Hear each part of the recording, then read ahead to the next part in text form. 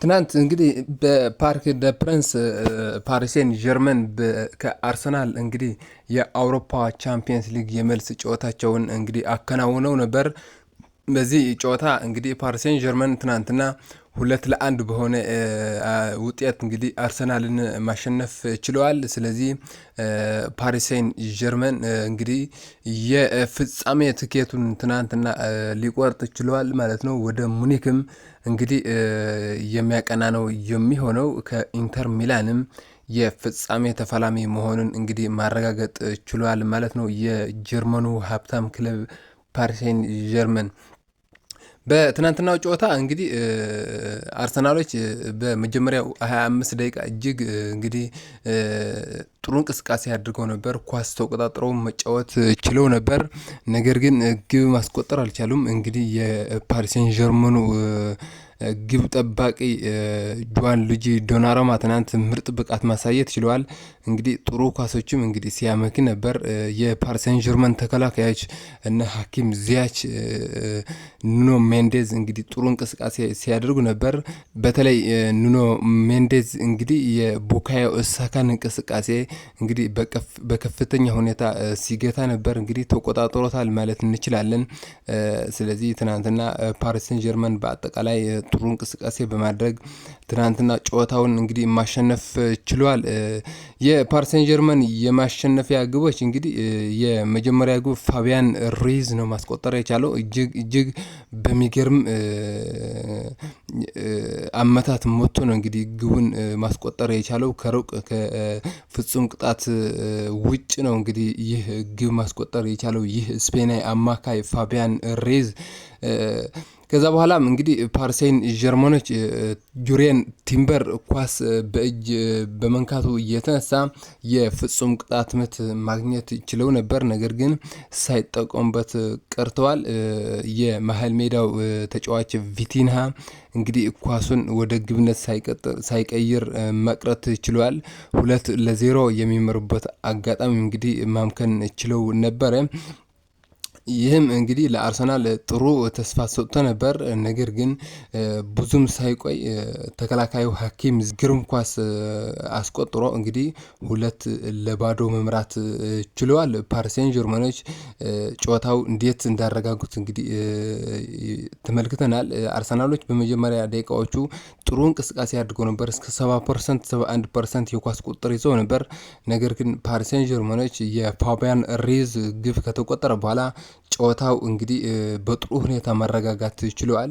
ሁለተኛው ግብም ማስቆጠር ችለዋል። ከዛ በኋላም እንግዲህ ጨዋታው በሚገባ ተቆጣጥረው እንግዲህ ኳስን ይዘው ጨዋታው አሸንፈው መውጣት ችለዋል ማለት ነው። የአርሰናል ብቸኛዋ ግብ ቡካዮ ሳካ ነው ማስቆጠር የቻለው። ትናንትና ቡካዮ ሳካ እንቅስቃሴው በኑኖ ሜንዴዝ እጅግ እንግዲህ በቁጥጥር ስር ውሎ እንደነበር መመልከት ችለናል።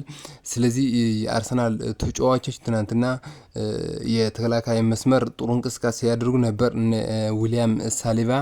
ነገር ግን አርሰናሎች ትናንትና በአጠቃላይ ስንመለከት ደካማ እንቅስቃሴ በማድረግ ከአውሮፓ ቻምፒየንስ ሊግ ትናንትና እንግዲህ 3-1 በሆነ ድምር ውጤት ተሸንፈው ከአውሮፓ ቻምፒየንስ ሊግ መሰናበት ችሏል። ወደ ፍጻሜው እንግዲህ የማለፍ የነበራቸው ተስፋን ትናንትና በፓሪሴን ጀርመን ጨልመዋል። ስለዚህ ፓሪሴን ጀርመን በታሪኩ ለመጀመሪያ ጊዜ የዋንጫ እንግዲህ ወደ ካዝናው ለማስገባት እንግዲህ ከኢንተር ሚላን አንድ የመጨረሻ ጨዋታ ይቀረዋል። 90 ደቂቃ አሊያም 120 ደቂቃ ይሆን ይችላል ይህ ጨዋታ። ስለዚህ ፓሪሴን ጀርመን ይህ ዋንጫ ለመጀመሪያ ጊዜ ወደ ፓሪስ ይወስደው ይሆን ወይስ ኢንተር ሚላን ይህም እንግዲህ ወደ ጣሊያን ይመልሰው ይሆን የሚሉ መረጃዎችን እንግዲህ ከሜይ 31 በኋላ እንመለከታለን። በሙኒክ አሊያንዝ አሬና ስታዲየም ሜይ 31 ይህ ጨዋታ የፍጻሜ ጨዋታ የአውሮፓ ቻምፒየንስ ሊግ በኢንተር ሚላንና በፓሪሴን ጀርመን መካከል የሚደረግ ነው የሚሆነው። ስለዚህ የአውሮፓ ቻምፒየን ሊግ የዚህ አመት የፍጻሜ ተፋላሚ መሆን ችለዋል ማለት ነው። እዚህ ሁለት ቡድኖች አርሰናልም ለመጀመሪያ ጊዜ ይህ ዋንጫ ለማግኘት የነበረውን ተስፋ ትናንትና በፓሪስ ሴን ጀርመን ትናንትና መታገት ችሏል። እንግዲህ ከውድድሩ መውጣት ችሏል ማለት ነው። የፓሪስ ሴን ጀርመን አሰልጣኝ ሉዊስ ኢንሪኬ እንግዲህ በ2015 ከባርሴሎና ጋር የአውሮፓ ቻምፒየንስ ሊግ ካሸነፈ በኋላ ይህ እንግዲህ የመጀመሪያው በ10 ዓመት ውስጥ የመጀመሪያ የአውሮፓ ቻምፒየንስ ሊግ እንግዲህ ለማሸነፍ እንግዲህ የመጨረሻ ጨዋታ ብቻ ይቀረዋል። እጅግ የሚገርም አሰልጣኝ ነው። እጅግ እንግዲህ ብልሃት ያለው ጥሩ አሰልጣኝ ነው አሰልጣኝ ሉዊስ ኢንሪኬ።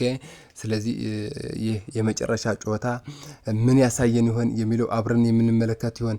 የኢንተር ሚላኑ አሰልጣኝ ሲሞን ኢንዛጊ በበኩሉ በ3 ዓመቱ 2 ጊዜ ለፍጻሜ መድረስ ችሏል። በ2023 በማንቸስተር ሲቲ ተሸንፈው ዋንጫውን እንዳጡ ይታወሳል። ኢንተር ሚላኖች በሲሞን ኢንዛጊ እየተመሩ ከአንድ ዓመት በኋላም እንግዲህ በ2024 በዚህ ዓመት በ2024-25 እንግዲህ የአውሮፓ ቻምፒየንስ ሊግ የፍጻሜ ተፋላሚ መሆናቸውን አረጋግጠዋል። ይህ ባለልምድ እንግዲህ አንጋፋ ቡድን የሚያሰለጥኑት አሰልጣኝ ሲሞን ኢንዛጊ ስለዚህ በሁለት ዓመት ውስጥ እንግዲህ ከሁለት ፍጻሜ አንዱን ያሸንፋሉ ወይስ ሁለቱን ፍጻሜ እንግዲህ በሚያሳዝን ሁኔታ ያጣሉ የሚለውን አሁንም እንግዲህ በሜይ 31 በሙኒክ አሊያንዝ አሬና በሚደረገው የፍጻሜ ጨዋታ እንግዲህ የምንመለከተው ነው የሚሆነው። ስለዚህ እነዚህ ሁለት ቡድኖች የፍጻሜውን ጨዋታ እንጠብቃቸዋለን ማለት ነው።